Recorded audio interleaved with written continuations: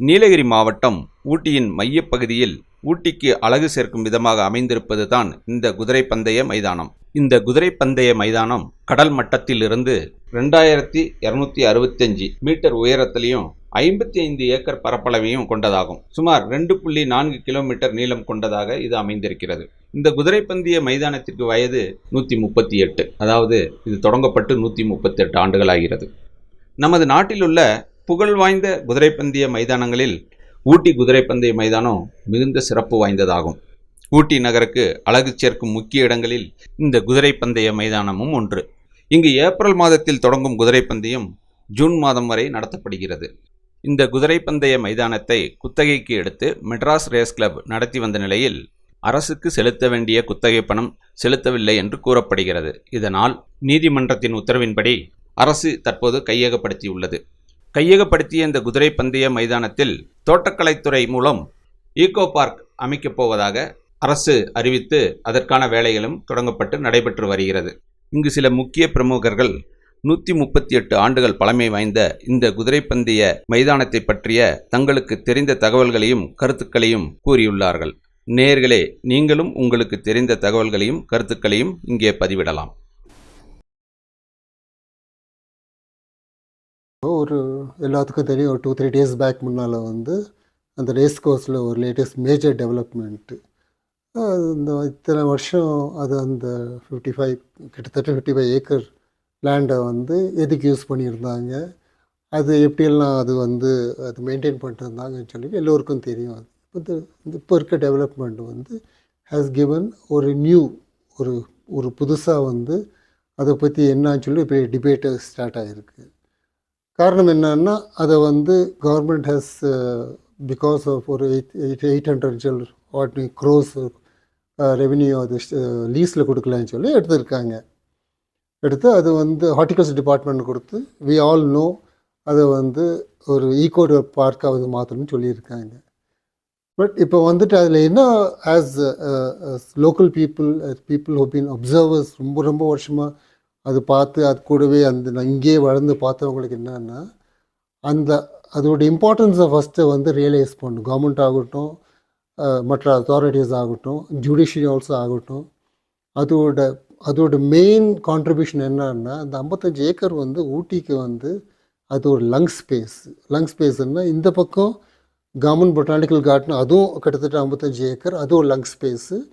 Race course central park மாதிரி central இடத்துல lung space. அந்த 2 லங் ஸ்பேஸ் அஃபெக்ட் ஆச்சுன்னா அது it will play on the health of the entire population. Ooty டவுனில் இருக்க முடியாத லெவலுக்கு it will create sicknesses and all that. அந்த பியூரிஃபிகேஷனுக்கு அது வைட்டல் ரோல் ப்ளே பண்ணிகிட்ருக்கு. இப்போ இது வரைக்கும் அந்த அவுட் சைடு இதில் ரேசிங் நடந்துச்சு. அது ரேசிங் குட் ஆர் பேட், அது விஷயம் வேறு. அது இன் ஃபியூச்சர் ரேசிங் நடக்குமோ இல்லையா, அது இன்னொரு டிபேட். அது ஒரு பக்கம் இருந்தால் கூட இப்போ எல்லோரும் எஸ்பெஷலி ஆல் டிபார்ட்மெண்ட்ஸ் கன்சர்ன்டு ஒரு டீமாக ஃபார்ம் பண்ணி அதோட யூட்டிலைசேஷன் ஃபார் த ஃபியூச்சர்னு சொன்னால் not just next 10 years 20 years இல்லை, நெக்ஸ்ட் 100 years அது எப்படி யூட்டிலைஸ் பண்ணுன்ற பிளானை அது போட்டால் தான் தேல் பி ஒரு அர்த்தம் இருக்கும். Officials who are here now are gone tomorrow அது விஷயம் இருக்கட்டும். அஃபிஷியல்ஸ் மட்டும் இல்லாமல் local people the local organisations எல்லோருக்கும் இது தேர் ஸ்டேக் ஹோல்டர்ஸ் எல்லோரும் ஒரு வைட்டல் ரோல் ப்ளே பண்ணி அது மெயின் இப்போ ஈகோ பார்க்குன்னு சொன்னால் கூட அந்த ஈகோ பார்க்கு எப்படி அது what kind of role it will play. ஒரு பக்கம் பியூட்டிஃபிகேஷன், ஒரு டூரிஸ்ட் அட்ராக்ஷனாக அது இருக்கணும். இன்னொரு பக்கம் what kind of plans will be there for keeping this Ooty. நம்ம சொல்கிறோம் இந்த ஹெல்த்தி கிளைமேட் ஆஃப் ஊட்டி அது எப்படி ஃபர்தர் இம்ப்ரூவ் பண்ணி பொல்யூஷன் கண்ட்ரோல் பண்ணணும்னு சொல்லி அந்த ஆங்கிளையும் பார்க்கணும்.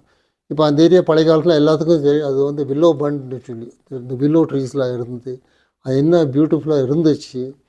அந்த பிரிட்டிஷ் டைமில் இருந்து அது எப்படி அப்படி யூஸ் பண்ணி அது அந்த லூப் ரேஸ் கோர்ஸ்ன்ற மாதிரி அது பேரை வச்சு அதில் ரேசிங் ஏன் இன்ட்ரடியூஸ் பண்ணி அதுக்கு எல்லாத்துக்கும் ஒரு அர்த்தமோடு இருந்ததை இப்போது என்ன பண்ணுறாங்கன்னா, இப்போது ஏற்கனவே ஒரு ஹேப்பஸாக டெவலப்மெண்ட்டாக இருக்குது. அந்த ஏரியா சுற்றியும் பார்த்தோன்னா கூட ஒரு அன்ஹெல்த்தி லுக்கு ப்ரெசென்ட் பண்ணிகிட்டு இருக்குது.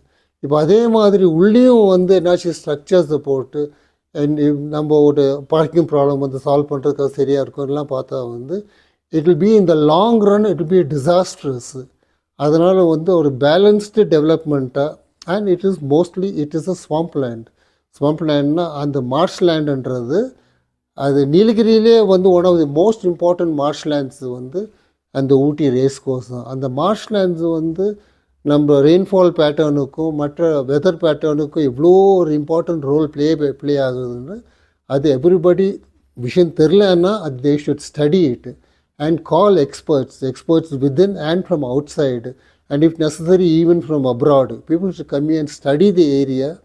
அதுக்கப்புறம் தான் வந்து ஒரு டெசிஷன் எடுத்து என்ன பிளான் பண்ணணும். Nothing should be done in a hurry. உடனே வந்துட்டு நம்ம வந்து ஒரு 4 சேரை போட்டு இந்த பொட்டானிக்கல் கார்டன் எப்படி இப்போது வந்து ரிக்ரெட்டபிளி ஒரு மோசமான கண்டிஷனில் இருக்கோ அந்த மாதிரி வந்து அதையும் பண்ணிடக்கூடாது. Development should be suitable for that particular area. So அதெல்லாம் ஹார்டிகல்ச்சர் டிபார்ட்மெண்ட்டே பண்ணுறாங்கன்னு சொன்னால் கூட அந்த ஹார்டிகல்ச்சர் டிபார்ட்மெண்ட் வந்து அதுக்கு அங்கே பண்ண ஒரே ஒரு ஓல்டு பிளான் வச்சுட்டு பண்ணக்கூடாது. இது வந்து ஃப்ரெஷ்ஷாக போட்டு இதுக்கு எது சூட்டபிள் இருக்கோ அந்த மாதிரி வந்து they must consult experts and then only they should start work on that. Even clearing now is okay. Let them clear the grass and everything, whatever it is like. But without அதோட topography, அதோட ecology-யை வந்து அப்படியே maintain பண்ணி அதோட importance வந்து should be given paramount importance by the district administration, municipality, horticulture, all departments. That is the view of the, not only the, what should I say, the people in power now, everybody, even the political யார் யார் இருக்காங்களோ அவங்களும் சேர்ந்து ஒரு ரொம்ப for சைட்டடாக ஒரு approach வந்து அது பிளான் போட்டால் தான் ஊட்டிக்கு வந்து நன்மையாக இருக்கும், வரும் ஜென்ரேஷனுக்கும் அது வந்து ஒரு நன்மையாக இருக்கும். குதிரை பந்தய மைதானம் என்பது ஊட்டியினுடைய ஒரு முக்கியமான, அதாவது சுற்றுலா பயணிகளுக்காக மட்டுமல்லாமல் சர்வதேச அளவிலே ஒரு பெருமைக்குரிய ஒரு விஷயமாக பார்க்கப்படுவது ஒரு பக்கம், அடுத்து பல்வேறு குடும்பங்களை அழித்தொழித்த காரணியாக இருந்தது என்பதும் ஒரு பக்கம். இவை எல்லாவற்றையும் விட இந்த ரேஸ்கோர்ஸ் பகுதி என்பது முழுக்க ஒரு சதுப்பு நிலப்பகுதி. அந்த சதுப்பு நிலப்பகுதியை இன்றைக்கு தனியாரிடமிருந்து மீட்டிருக்கிறார்கள் என்று சொல்லுகிற போர்வையிலே அதை ஒரு கட்டிடக்காடாக, நகர மத்தியில இருக்கிற ஒரு கட்டிடக்காடாக, இப்ப என்ன நடக்குதுனாக்க எந்த இடத்துல ஒரு வேலை நடந்தாலும் ஒரு கட்டிடையோ ஒரு கட்டுமானமோ நடந்தாலும் அதிலே இருக்கிற அந்த அதிகாரிகளுக்கும் அதில் இருக்கிற தரகு கும்பல்களுக்கும் மிகப்பெரிய அளவு பணம் கிடைக்கிறது என்பதற்காக அந்த ரேஸ் கோர்ஸை, சதுப்பு நிலத்தை நாசப்படுத்தி விடக்கூடாது ஒன்று. இரண்டாவது, அது எந்த துறைக்கு ஒப்படைக்கப்பட்டாலும், இப்போது சொல்லுகிறார்கள் இங்க இருக்கிற தாவரவியல் பூங்காவை சார்ந்திருக்கிற துறைகளுக்கு ஒப்படைக்கிறார்கள் என்று, அப்படி ஒப்படைக்கப்பட்டாலும் முழுக்க தொலைநோக்கு பார்வையோடு இயற்கையை காப்பாற்றுகிற, மக்கள் எண்ணத்தை போற்றுகிற, உதகையினுடைய கலாச்சார பண்பாட்டு பெருமை கூறுகளை காப்பாற்றுகிற ஒரு விஷயமாக அது பராமரிக்கப்பட வேண்டும். அதாவது ஊட்டி பகுதியில் இந்த கேளிகை விளையாட்டானது ரைஸ் கோர்ஸ் அது வந்து எடுத்தது ரொம்ப சந்தோஷம். ஏன்னாக்கா நீ கூலி தொழிலாளிகள்லேருந்து மற்ற ஓட்டுநர்கள் எல்லாருமே வந்து அதை அந்த இடத்துல தான் போய் பணத்தை பூரா இழந்தாங்க. இன்றைக்கி அந்த இடத்தை எடுத்து நம்ம கவர்மெண்ட் எடுத்தது ரொம்ப நம்மளுக்கு வரவேற்கத்தக்கது. காரணம் என்னன்னாக்கா அந்த இடத்துல வந்து நம்ம தொட்டப்பட்டாலேருந்து இந்த கேபிள் கார் அமைக்கிறதுக்கு ஒரு இடம், அதே மாதிரி தோட்டக்கலைத்துறை கொடுத்துருக்காங்க. இந்த ஊட்டியில் சுற்றுலாவுக்கு வர்றதே வந்து அந்த மலர்களை ரசிக்கிறதுக்கும் அவங்க மைண்டு பீஸ்ஃபுல்லாக இருக்கணும்னு வராங்க. அந்த இடத்துல நல்ல பெரிய ஒரு கார்டனு மற்றும் கேபிள் கார் வசதி, அந்த இறங்கு தளம் அமைக்கிறது, இந்த மாதிரி இன்னொரு பாதி வந்து பார்க்கிங். ஏன்னா பார்க்கிங் தான் பெரிய ப்ராப்ளம் ஊட்டியில். வர சுற்றுலா பயணிகளுக்கு நம்ம திருப்தி பண்ண முடியறதில்ல. பாதி வந்து சுற்றுலாவுக்கு வர பயணிகளுக்கு பார்க்கிங்கு இந்த மாதிரி அமைச்சாக்கா ஊட்டி வந்து இன்னும் செழிப்பாக இருக்கும். மற்ற இந்த முதல் வந்து இந்த கேளிகை இதை எடுத்தது ரொம்ப வரவேற்கத்தக்கது.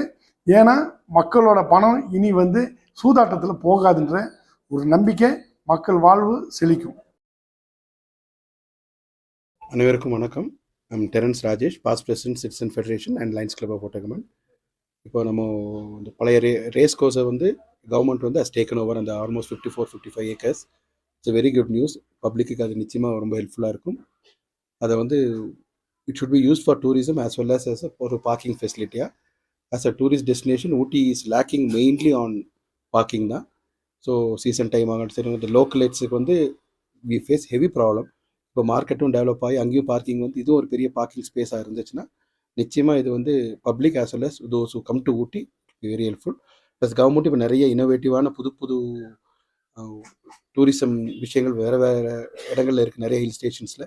ஸோ அந்த மாதிரி இனோவேட்டிவாக பண்ணால் ரெவென்யூவும் இருக்கும், அட் த சேம் டைம் பப்ளிக்கும் யூஸ்ஃபுல்லாக இருக்கும். தேங்க்யூ.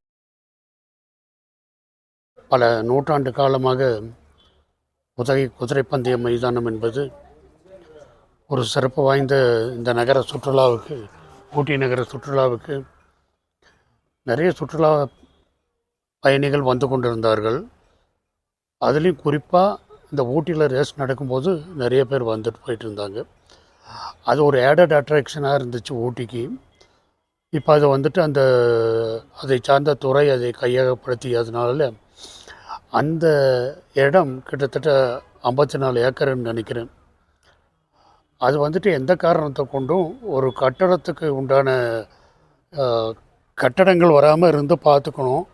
இப்போ நமக்கு வந்துட்டு அது ஊட்டி சென்டரில் இருக்குது, ஹார்ட் ஆஃப் த டவுன். ஆகையினால் இப்போ நமக்கு பொட்டானிக்கல் கார்டன்னு பார்த்தாலும் அது ஒரு இங்கே இந்த இடத்துலேருந்து ஒரு 1.5 கிலோமீட்டர் 2 கிலோமீட்டர் வரும். அந்த பக்கம் போட் ஹவுஸு, அந்த பக்கம் ரோஸ் கார்டன், எதுவுமே நமக்கு டவுன் சென்டரில் இல்லை, எல்லாமே தள்ளியாக இருக்குது. ஆகையினால இந்த இடத்த ஒரு அழகுபடுத்தி ஒரு கார்டன் மாதிரி, ஏன்னா ஊட்டி அப்படிங்கிறது நிறைய சுற்றுலா பயணிகள் வருவார்கள். அவர்களுக்காக அது ஒரு நல்ல ஒரு யோசனை செய்து அரசாங்கம் நல்ல விதமான ஒரு முடிவெடுத்து ஏற்பாடு செய்வார்கள், எந்த விதமான கட்டடமும் வராமல் பார்த்து கொள்வார்கள் என்ற ஒரு ஆர்வத்தோடு நான் இதை சொல்ல கடமைப்பட்டிருக்கின்றேன். அனைவருக்கும் வணக்கம். ஆங்கிலேயர் காலத்தில் உருவாக்கப்பட்ட உதகை குதிரைப்பந்த மைதானம் என்பது ஒரு சிறப்பு வாய்ந்த மைதானம். சுற்றுலா துறைக்கு ஒரு நல்ல ஒரு எடுத்துக்காட்டாக இருந்த ஒரு மைதானம். ஆனாலும் கூட புரட்சித் தலைவர் எம்ஜிஆர் அவர்கள் தமிழகத்துடைய முதலமைச்சராக இருக்கும் பொழுது இந்த குதிரைப்பந்தய சூதாட்டத்தை ஒழிக்க வேண்டும் என்று தனியாக ஒரு சட்டத்தை கொண்டு வந்து அந்த சட்டத்தை நிறைவேற்றிய பொழுது அன்றைய தினம் சென்னை உயர்நீதிமன்றம் இது சூதாட்டம் அல்ல, வீர விளையாட்டு என்று தீர்ப்பளித்து அந்த குதிரை பந்தயம் தொடர்ந்து நடைபெறுவதற்கு ஒரு வாய்ப்பை அளித்தார்கள். அதே சென்னை உயர்நீதிமன்றம் இன்றைய தினம் அந்த நிலத்தை தமிழக அரசிடத்திலே ஒப்படைத்திருப்பது வரவேற்கத்தக்கது. அந்த உதகை நகர பகுதியிலே அமைந்திருக்கின்ற காரணத்தினாலே அந்த பகுதியில் இருக்கின்ற வியாபார பெருமக்கள், வாகன ஓட்டுநர்கள், நடைபாதை வியாபாரிகள் அனைவரும் பயன்பெறுகின்ற வகையிலே மிக பெரிய அளவிலான ஒரு சுற்றுச்சூழல் பூங்காவாக அதை மாற்றி லட்சக்கணக்கான சுற்றுலா பயணிகள் கண்டுகளிக்கின்ற வகையிலே அதற்கான ஏற்பாடுகளை செய்ய வேண்டும் என்பதனை இந்த நேரத்திலே தெரிவித்துக் கொள்கிறேன். ஊட்டி என்பது ஒரு வரலாற்று சிறப்பு மிக்க இடம். அதில் நீங்கள் பார்த்தீங்கன்னா ஊட்டி மைய பகுதி ரேஸ் கோர்ஸ். இந்த ரேஸ் கோர்ஸ் ஒரு மிக வரலாற்று சிறப்பு மிக்க ஒன்று. 1842 அந்த வருடங்களில் துவக்கப்பட்ட ஒன்று. முதல்ல காந்தல் பகுதியில் தான் துவக்கியிருக்காங்க, அதாவது ஹர்டில் ரேஸ்ன்னு. அதுக்கப்புறம் அந்த பகுதியிலே ரைஃபிள் ரேஸ் அந்த மாதிரிலாம் பண்ணி அதுக்கப்புறம் டர்ஃப் ரேசிங் இந்த இடத்துல, இது பேர் ஓபாட் பார்க் ஏரியான்றது ரேஸ் கோர்ஸ், 52 ஏக்கர். இந்த ரேஸ் கோர்ஸ் எப்படின்னா ரொம்ப அழகான விஷயம். சீசன், ஊட்டி சீசன் ரேஸ், அந்த குதிரைகளை பார்க்க ரொம்ப அழகாக, நம்மலாம் கூட போயிருக்கோம், சின்ன வயசுலேருந்து போயிருக்கோம். அந்த குதிரைகள் ஓடுவது ரொம்ப அழகாக இருக்கும், இந்த ஜாக்கிங்கில் பார்க்கறதுலாம் ரொம்ப அழகாகவே இருக்கும். ஆனால் ஒரு பெரிய ஒரு பணக்காரர்கள் இருக்கக்கூடிய ஒரு இடம். அந்த இடம் எப்படியெல்லாம் அவர்கள் கையில் இருந்தது அந்த மெட்ராஸ் ரேஸ் கிளப்ன்றது, அரசு கூட எடுத்து நடத்தினார்கள் கலைஞர் பீரியட்ல. அதுக்கப்புறம் மீண்டும் மெட்ராஸ் ரேஸ் கிளப்புக்கு போயிடுச்சு. அந்த மாதிரி சிச்சுவேஷன்ல இப்போ என்ன ஆயிருக்குன்னா ஒரு பெரிய அதிர்ச்சியான தகவல், ரேஸ் கோர்ஸை உயர் நீதிமன்றம் இம்மீடியட்டா அதை அரசு எடுத்துக்கொள்ள வேண்டும். அந்த இடத்துக்கு 822 கோடி வாடகை பாக்கி என்ற மிகப்பெரிய அதிர்ச்சியான தகவல் நமக்கு வந்து இப்போ ரேஸ் கோர்ஸ் வந்து நம்முடைய மாவட்ட நிர்வாகம் சீல் பண்ணிட்டாங்க. இதை சீல் பண்ணாங்கன்னு 52 ஏக்கர் அந்த நிலத்தை என்ன செய்ய போறாங்கன்றது மிகப்பெரிய கேள்விக்குறியாக இருக்கிறது. ஏனென்றால் பணம் படைத்தவர்கள் அந்த ரேஸ் கோர்ஸை காப்பாற்ற முடியவில்லையே. ஏன்னா நீங்களும் நானும் உள்ளவே போக முடியாது. ரேஸ் கோர்ஸ் உள்ள போகலாம், விளையாடுறதுக்கு போகலாம். எத்தனையோ பேருடைய வாழ்க்கை இழந்து தொலைத்தவர்கள் அந்த ரேஸ் கோர்ஸ்ல உண்டு. எத்தனையோ உயிர்கள் கூட போயிருக்கலாம் அந்த ரேஸ் கோர்ஸ்னால. அப்படிப்பட்ட இடம். இதுல முக்கியமான சிவாஜி கணேசன், நம்பியாறு, நம்ம எம்ஜி ராமச்சந்திரன், சரோஜா தேவி போன்ற பழம்பெரும் நடிகைகள் வந்தக்கூடிய இடம். அது இல்லாம ஊட்டியில் இருக்க முக்கிய போலீஸ் அதிகாரிகள் ரேஸ் நடக்கும்போது அங்கதான் இருப்பாங்க. ஏன்னா எனக்கு பிரிஸ்டீஜ். அதுல ரேஸ் கோர்ஸ் இருக்கக்கூடிய பலவங்க சூட்டு டையெல்லாம் கட்டிட்டு தான் இருப்பாங்க. அவங்க கிட்ட போய் பேசுறதே வந்து ரொம்ப சற்று எத்தனிக்கக்கூடியதாக இருக்கும். அந்த மாதிரி ஒரு சுச்சுவேஷன்ல பெரிய ஆளுங்கன்னு சொல்லிட்டு இருந்த மெட்ராஸ் ரேஸ் கிளப் வந்து 822 கோடி பாக்கி வச்சிருக்காங்க. இப்ப என்ன பண்ணிருக்காங்கன்னா அது தோட்டக்கலைத்துறையிடம் ஒப்படைக்கப்பட்டிருக்கிறது. தோட்டக்கலைத்துறையிடம் ஒப்படைச்சா என்ன பண்ண போறாங்க? ஏற்கனவே முன்னாள் மாவட்ட ஆட்சியத்தில் லீனா நாயர் இருக்கும்போது ஒரு பெரிய ஜாப்பனீஸ் கார்டன் உருவாச்சு ரேஸ் கோர்ஸ் உள்ள. அது வந்து என்னது பான்சை கார்டன் சொல்லி அது இன்னைக்கு என்ன ஆச்சுன்னு சொல்றது மிகப்பெரிய கேள்விக்குறி. அதுவும் தோட்டக்கலைத்துறை மூலியமா தான் ஆனதுன்னு நினைக்கிறோம். அப்படி இருக்கும்போது தோட்டக்கலைத்துறை சரியான ஒரு அழகான கார்டன் ஏதாவது இல்லை ஈகோ பார்க் வந்து துவக்கி சரியாக செய்வார்களா என்பது மிகப்பெரிய கேள்விக்குறி. ஏனென்றால் horticulture officers mister Kailasam, mister Murugan, mister Mani இவங்கெல்லாம் இல்லை. அவங்க கிரியேட் பண்ணதான் ஊட்டி கார்டன்ல பாதி மெக்க இவரோட வாரிசுங்கன்னு கூட சொல்லலாம். அவங்கெல்லாம் அவ்வளோ சிறப்பாக பண்ணாங்க. அதே மாதிரி ராதாகிருஷ்ணன்ற ஒரு ஹார்டிகல்ச்சர் ஆஃபீஸர், இப்போ அவர் இங்கே இல்லை. அந்த மாதிரி நபர்களை கூட்டிட்டு வந்து இதை செஞ்சா 100% சாத்தியக்கூறாக அமையலாம். ஆனால் இப்போ இருக்க பொட்டானிக்கல் கார்டனே நமக்கு தெரியும் எவ்வளோ பெரிய கேள்விக்குறியில் இருக்குன்னு பல விஷயங்கள். அப்படி இருக்கும்போது இந்த ஈகோ பார்க்கு ரேஸ் கோர்ஸ்ல ஆரம்பித்தால் சரியாக இருக்குமா? அப்படி இருந்துச்சுன்னா தயவு செய்து லண்டன் போய் பாருங்க. லண்டன் கியூ கார்டன் எப்படி இருக்குதுன்னு பாருங்க. லண்டன்ல பல கார்டன்களை பார்த்துட்டு வாங்க. அதுக்கப்புறம் நீங்க துவங்குங்க. அப்போ சரியானதாக அமையும். இல்லை அதை மிஸ்யூஸ் பண்ணி கட்டிடங்கள்லாம் போட்டா மிகவும் மோசமாக அமையும். எக்காரணத்தை கொண்டு எந்த கட்டிடங்களும் அங்கே வரக்கூடாது. ப்ராப்பர் ஈகோ பார்க்காக வர வேண்டும். ஆனால் ரேஸ் மெட்ராஸ் ரேஸ் கிளப் குதிரைகள் அழகாக ஓடின இடம் கனவாகி போய்விட்டது என்ற வருத்தமும் நமக்கு இருக்கத்தான் செய்கிறது. ஊட்டி ரேஸ் கோர்ஸை பொறுத்த வரைக்கும் நம்முடைய ஊட்டிக்கு ஒரு மிக முக்கியமான இடமா இருக்கு. எப்படின்னு சொன்னா அந்த ரேஸ் கோர்ஸினுடைய நடுவில் சதுப்பு நிலம் இருக்கும். இந்த சதுப்பு நிலத்தினுடைய குவாலிட்டியே அந்த ஈரத்தன்மையை அப்படியே பாதுகாக்கிறது தான். அந்த ஈரத்தன்மை இருக்கிறதுனால காற்று அடிக்கும் போது அந்த சதுப்பு நிலத்தில் பட்டு காற்றினுடைய ஈரப்பதம், காற்றினுடைய குளிர்ச்சி அதிகமாகும். இது ஒரு பெரிய அட்வான்டேஜாக இருக்குது. அந்த ரேஸ் கோர்ஸில் இருக்கக்கூடிய அந்த புல்வெளி கூட ஸ்காட்லாண்ட்லேருந்து கொண்டு வந்ததாக சொல்லுவாங்க. அதுக்கு கிக்கிங் கிராஸ்ன்னு பேர். இந்த ஸ்காட்லாண்ட்லேருந்து கொண்டு வந்திருக்கிற இந்த புல்வெளியினுடைய சிறப்பு என்னன்னா, நம்ம நடந்தோம்னா அந்த தடம் அதில் பதியாது. நம்ம நடந்தவுடனே இந்த புல் தாழ்ந்து இருக்கிறது திரும்ப நிமிர்ந்துக்கும் அப்படின்னு சொல்லுவாங்க. இந்த மாதிரி நிறைய சிறப்புகள் இருக்குது. அந்த இடத்துல ஒரு ஈகோ பார்க் பண்ணும்போது முழுமையான சுற்றுச்சூழலை காப்பாற்றக்கூடியதாக, எந்த விதமான சிவில் கன்ஸ்ட்ரக்ஷனும் இல்லாமல், கட்டிடங்கள் இல்லாமல் அந்த இடத்துல ஒரு ஈகோ பார்க் அமைக்கிறது ஒரு சிறப்பாக இருக்கும். அதுலேயும் குறிப்பாக அந்த ரேஸ் கோர்ஸினுடைய அளவு கிட்டத்தட்ட ஒரு 55 ஏக்கர் இருக்கும். அந்த 55 ஏக்கரில் ஒரு ஈகோ பார்க் அமைக்கணும்னா ஒரு டெம்பரவரி வேலையாக இல்லாமல் கிட்டத்தட்ட 7லிருந்து 10 வருடம் எடுக்கும்னு நிபுணர்களுடைய கருத்து. ஏன்னா நம்மளுடைய பொட்டானிக்கல் கார்டனுக்கும் 55 ஏக்கர் பரப்பளவு, அதை அமைக்கிறதுக்கு கிட்டத்தட்ட 10 வருஷம் ஆகிருக்குது. ஆனால் பொட்டானிக்கல் கார்டன் மேடு பள்ளம் அதிகமாக இருந்தாலும் ரேஸ் கோர்ஸ் வந்து சமமாக இருக்கிறதுனால வேலை கொஞ்சம் குறைவாக இருக்கும். இருந்தாலும் ஏனோ தானோன்னு செய்யாமல் வழக்கமான அரசாங்கத்தினுடைய பணிகள் மாதிரி ஏதோ யாருக்காகவோ செஞ்ச மாதிரி அல்லது ஒரு கடமைக்கு செஞ்ச மாதிரி இல்லாமல் ஊட்டியினுடைய அழகை உண்மையாக பாதுகாக்கணுன்றதுக்காக தொடர்ந்து ஒரு 7லிருந்து 10 வருஷம் வரைக்கும் மெயின்டைன் பண்ணி நேரடியான கண்காணிப்பில் அந்த ஈகோ பார்க் அமைச்சாங்கன்னா சிறப்பாக இருக்கும். ஏன்னா எப்போவுமே பக்கத்தில் இருக்கிறவங்களுக்கு நமக்கு ஈஸியாக கிடைக்கிற பொருட்களுடைய அருமை தெரியாது. ஊட்டியில் இருக்கிறவங்களோட ஊட்டியை விட்டு வெளியே வந்த ஊட்டியில் 3-4 தலைமுறையாக வாழ்ந்து இப்போது சமவெளி பகுதியில் குடியிருக்கக்கூடிய எங்களை போன்றவர்களுக்கு ஊட்டியை நாங்கள் எவ்வளோ இழந்திருக்கிறோம், அதோடைய அழகை, அதோடைய காலநிலையை, அதோடைய தட்பவெப்ப நிலையை, அதோடைய சுற்றுச்சூழலை எந்த அளவுக்கு இழந்திருக்கோன்றது எங்களுக்கு தான் தெரியும். சர்வதேச சுற்றுலா தலத்தில் அமையக்கூடிய ஈகோ பார்க்கு சர்வதேச அளவிற்கு இருக்கிற அளவுக்கு அமைக்கணுன்றது தான் எங்களை போன்றவர்களுடைய கோரிக்கை. சார் வணக்கம். என் பேர் என் பாலச்சந்திரன். நான் ரேஸ் கோர்ஸில் வந்து புக் மேக்கரை 1986 இது மட்டும் நான் பண்ணிகிட்ருக்கேன், ஆப்ரேட் பண்ணிகிட்ருக்கேன்.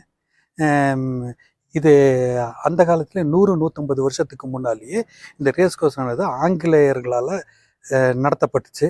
இன்ன வரைக்கும் அது வந்து ரொம்ப நல்லாவே நடந்துகிட்ருக்குது. கோடை விழா ஃபஸ்ட்டு ஆரம்பமே வந்து ரேஸ் தான். அந்த ரேஸ் வந்து அந்த காலத்துலேருந்து ரொம்ப நல்லா நடந்துச்சு, இப்போவும் நல்லா நடந்துட்டுருச்சு.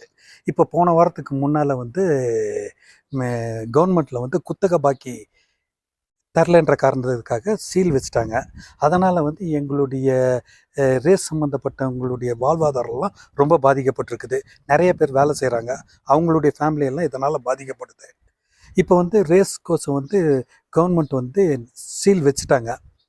இப்போ எங்களுக்கு வந்து இந்த குதிரை ஓடாமல் இருந்தாலும் அதர் சென்டரில் பெங்களூரு, பாம்பே அங்கெல்லாம் ரேஸ் நடக்குது. அதுக்கு நாங்கள் இங்கே ஆப்ரேட் பண்ணுறோம்.